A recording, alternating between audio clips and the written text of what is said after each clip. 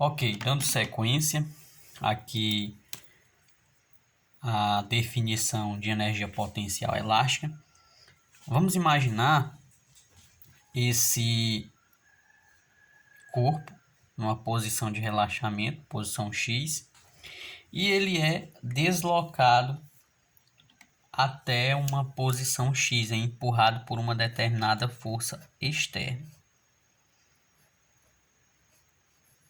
Essa força externa faz com que a mola seja comprimida e uma energia é armazenada nesse objeto.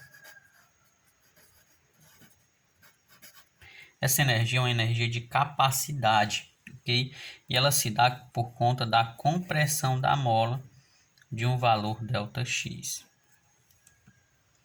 A energia armazenada nesse objeto por conta da compressão da mola é chamada de energia potencial elástica e ela é igual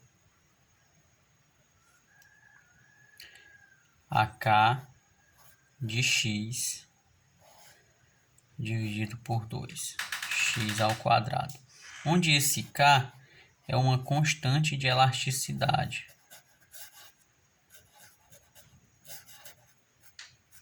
Ele é dado no SI em termos de Newton por metro, ok? O X, como você pode perceber, é a compressão. Pode ser compressão ou pode ser distensão.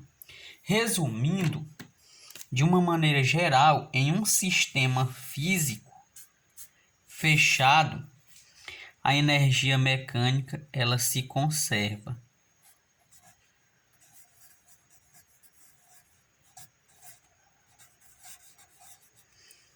Ou seja, em um sistema, a energia mecânica é igual à energia potencial mais a energia cinética, ok? Veja, sobre esse corpo aqui tem uma energia potencial elástica.